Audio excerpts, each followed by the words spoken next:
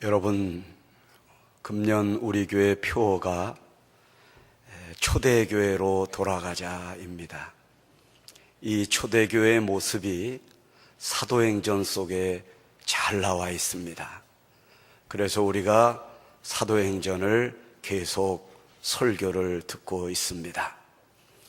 사도행전이 중요하지 않은 장이 없겠지만 특별히 오순절 다락방에 사도들이 성령을 받는 2장이 중요하고, 또 누가 뭐래도 사도행전의 주인공인 사도 바울이 부활하신 예수님을 만나는 사도행전 9장이 중요하고, 그리고 드디어 바울이 전도 여행을 떠나는 13장과 15장과 18장이 중요하고, 마지막으로 사도 바울이 로마에까지 복음을 전하는 사도행전 28장 중요합니다.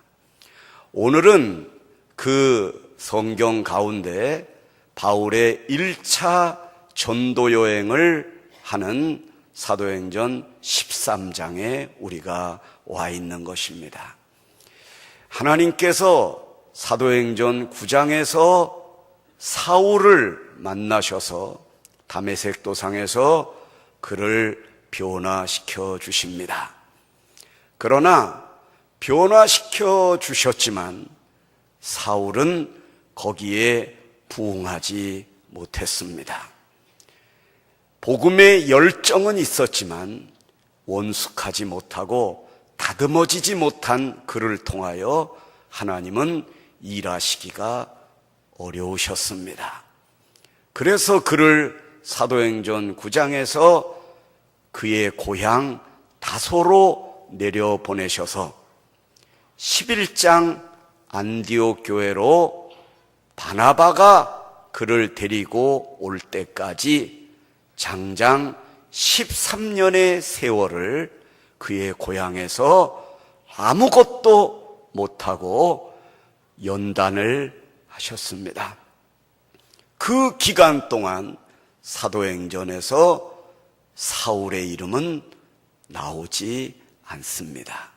그러다가 드디어 오늘 이 13장에 하나님은 그를 다시 부르셨고 바나바를 통하여 그에게 복음의 전파자로 당당하게 세워주시는 바울에게 있어서는 너무나도 중요한 13장이 되는 것입니다.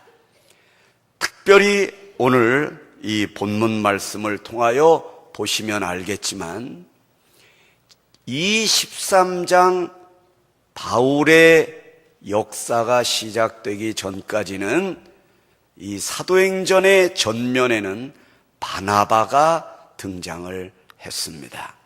하나님은 바울을 택하셨지만 항상 바울의 앞에 바나바가 있게 하셨고 바나바를 통하여 바울을 이끄시는 장면을 볼 수가 있습니다.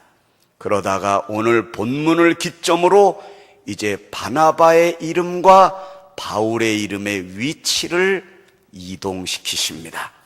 바울의 이름을 앞으로 보내시고 바나바의 이름을 뒤로 보내신 후에 어느 정점에 가서는 바나바의 이름을 아예 사도행전에서 빠지게 하시고 바울을 통하여 전 세계에 복음을 전하시는 대장정의 역사를 시작하셨습니다. 그러면 오늘 먼저 사도행전 12장 24절과 25절을 보시겠습니다. 하나님의 말씀은 흥왕하여 더하더라. 그 다음이 중요하지요. 25절, 여기를 여러분들이 눈여겨보셔야 됩니다. 사울과 바나바가 아니에요. 바나바와 사울이 부조하는 일을 마치고 마가라 하는 요한을 데리고 예루살렘에서 돌아오니라. 하나님의 마음을 여러분들이 읽으셔야 됩니다. 사울과 바나바가 아니고 바나바와 사울입니다. 이 성경에서 이름의 순서는 서열을 의미합니다. 인간적으로 보면 서열을 의미하지만 그 이면에는 앞에 이름을 두시는 경우에는 하나님의 마음이 그를 향하여 있음을 여러분들이 보셔야 됩니다. 13장 2절을 한번 보시겠습니다. 주를 섬겨 금식할 때에 성령이 이르시되 내가 불러 시키는 일을 위하여 뭡니까? 바나바와 사울을 따로 세우라 하시니. 여러분, 하나님이 어떨 때는 바나바와 사울, 어떨 때는 사울과 바나바 이러시지 않았다는 것을 여러분들이 눈여겨보신다면 이 사도행전 13장에 흐르는 장면 속에서 하나님의 마음이 바울을 따라가고 있음을 볼 수가 있습니다. 자, 여러분, 드디어 사도행전 13장 9절은 바울의 일생을 뒤흔드는 구절이 됩니다. 드디어 이제 뭡니까? 바울이라고 하는 사울이 성령이 충만하여 그를 주목하고, 이때까지는 그 어떤 경우에도 사울이라고 하셨지 바울이라고 부르시지 않았습니다. 다메섹 도상에서 이제 내가 너를 택하여 나의 복음을 맡기겠다고 하셨지만 그 이후에도 주님은 그를 바울이라고 호칭하지 않으셨습니다. 그러나 오늘 사도행전 13장 9절부터는 이제 사울의 이름이 역사의 뒤편으로 돌아가면서 바울의 이름을 등장시키셔서 사도행전 끝장까지 바울로 나오게 됩니다. 보시겠습니다. 13장 13절을 보시겠습니다. 이제 전도 여행을 떠나는데 그동안은 바나바와 바울이 배를 타고 버가에 가고 막 이렇게 나와야 되는데, 바울이라고 하는 사울로 이름을 바꿔주신 바로 그 뒤에부터는 이제는 바나바의 이름이 여기 나오지도 않고 바울과 및 동행하는 사람들 속에 바나바가 들어가 있게 하신 것입니다. 그러니까 하나님은 바나바를 이제 버리신다는 개념이 아니라 이제는 바나바에게 이때까지 사역을 맡기셨지만 오늘부터는 바울에게 이 일을 맡기겠다. 바나바야, 너는 뒤에서 이 바울을 위하여 후원을 하고 기도해 주는 일을 하여라. 바울을 전면에 내세우는 이유는 그가 똑똑해서도 아니고, 그가 성격적으로 원만해서도 아니고, 그 이후에도 보시면 알지만 사울의 성격은요, 못 말릴 정도로 엉망투성이었습니다.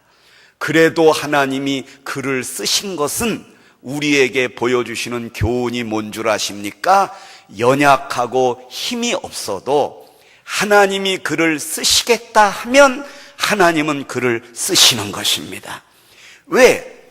연약할수록, 약할수록 하나님의 영광이 그를 통하여 더 강하게 나타날 수 있기 때문에 하나님은 이렇게 특별한 결정적인 하자가 없는 한 하나님은 약한 자들을 택하셔서 쓰신다는 것을 알아야 됩니다. 그러므로 여기서 설교하는 저나 또 앞에서 리더하시는 많은 분들을 보시면 그분들이 우리보다 더 훌륭해서 앞에서 리더하게 하시는 게 아니라 오히려 여러분들보다 더 연약하고 더 약한 그릇이기 때문에 그런 그릇을 통하여 하나님이 여러분들을 위로하신다는 사랑을 보여주고자 하심입니다. 여러분, 이제 그 다음을 보시면 더 명확하게 우리가 알 수 있습니다. 사도행전 13장 16절입니다. 이제 많은 사람들에게 복음을 전하는데 사람들이 질문도 하고 막 그럽니다. 옛날 같았으면 바나바가 일어나 말을 해야 되는데 여기 보니까 바울이 일어나 손짓하며 말하되, 바나바는 그 옆에 있었습니다. 여러분, 바나바는요 안디옥 교회의 담임 목사님이었습니다. 예를 들면 그 시절에 사울은 예수를 박해하는 자였습니다. 비교가 안 되는 것입니다. 그런데도 하나님이 그를 전면에 내세우시니까 대선배인 바나바가 뒤로 물러가고 바울을 통하여 말하게 하고 복음을 전하게 하신다는 것입니다. 그 다음 사도행전 13장 43절을 보시겠습니다. 회당의 모임이 끝난 후에 유대인과 유대교에 입교한 경건한 사람들이 많이 누구를 따르니요?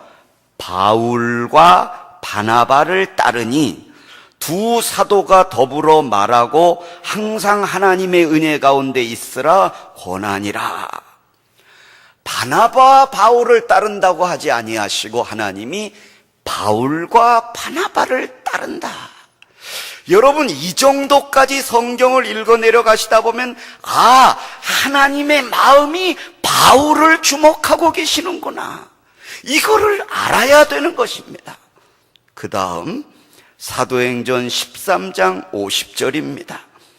이에 유대인들이 경건한 귀부인들과 그 신의 유력자들을 선동하여 바울과 바나바를 박해하여 그 지역에서 쫓아냈다.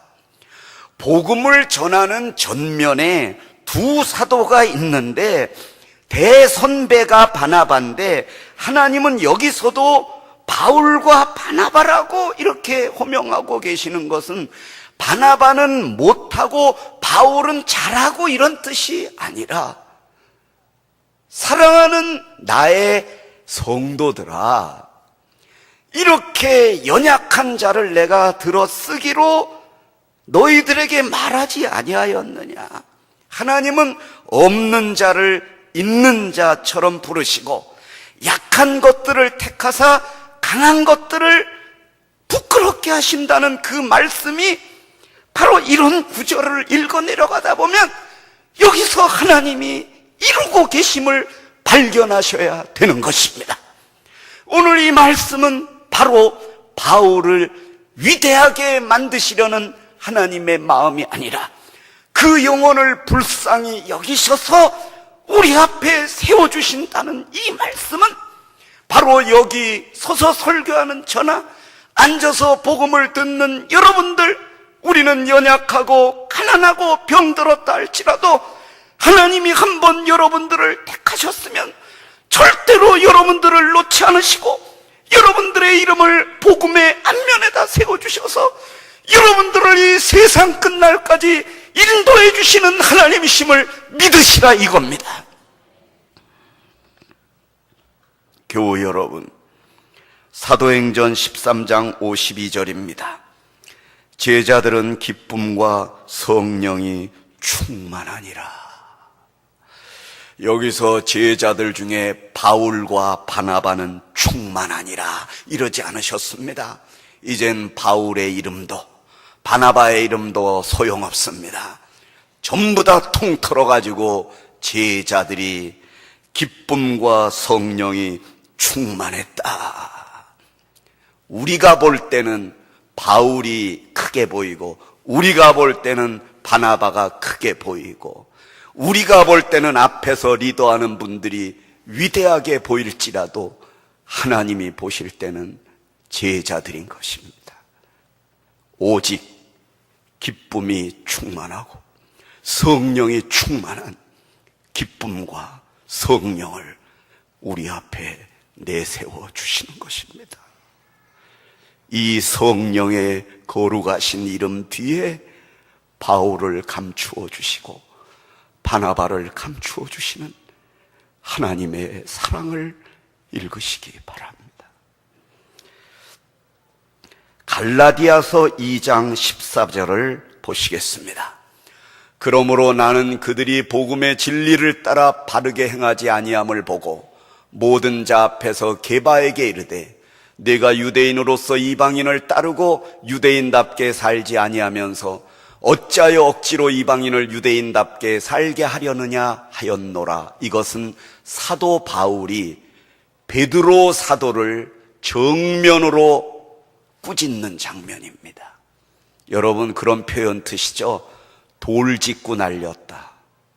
지금 바울이 베드로 사도를 향하여 돌직구를 날린 겁니다. 이거는 무슨 의미가 있냐면, 여러분 베드로는요 초대교회의 최고의 지도자입니다.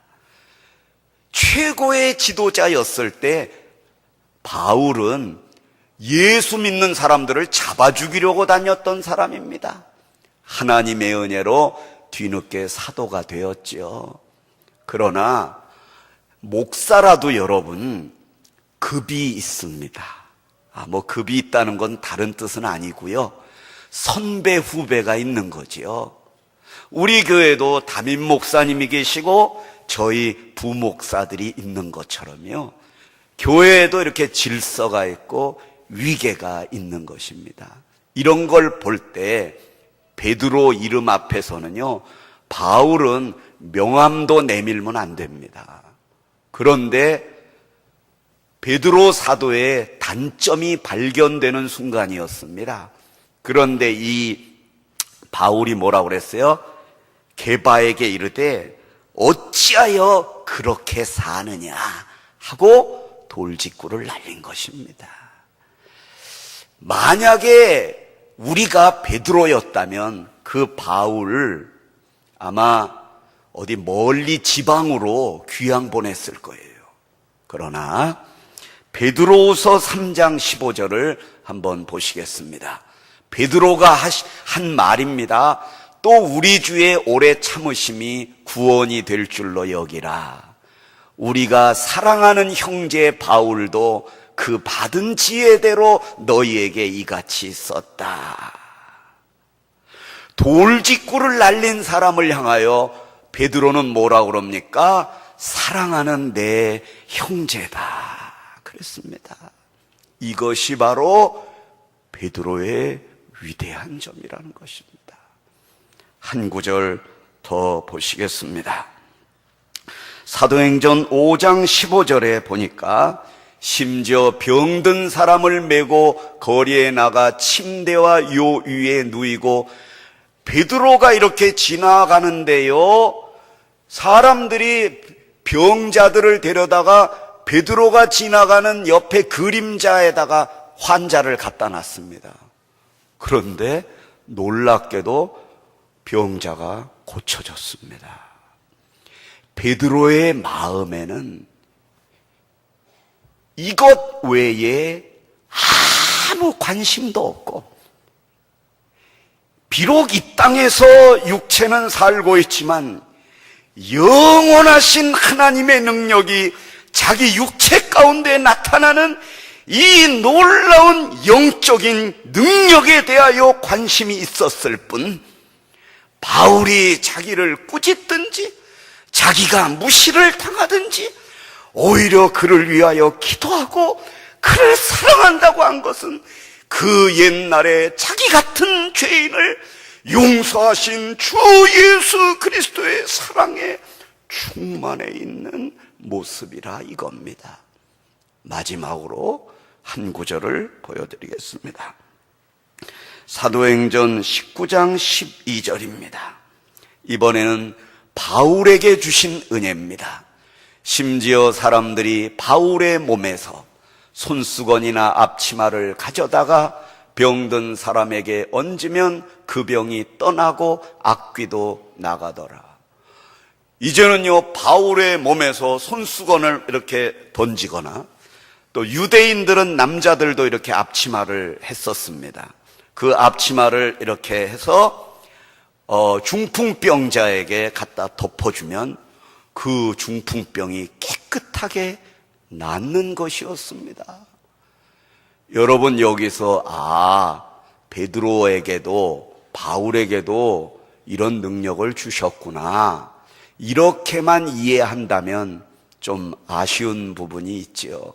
여기서 여러분이 이해하셔야 될 거는 베드로 같은 사람에게도 바울 같은 사람에게도 초대교회의 대사도에게도 예수를 박해하던 자에게도 하나님의 은혜는 골고루 똑같이 임하시는구나, 이거를 느끼셔야 되는 것입니다.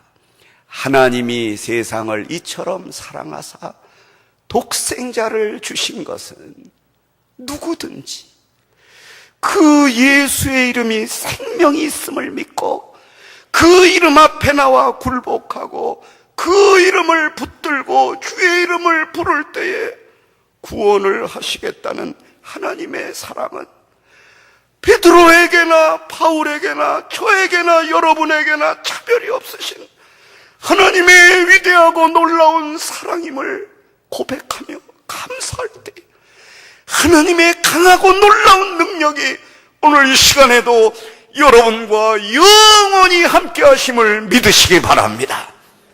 기도하겠습니다. 하나님, 감사합니다.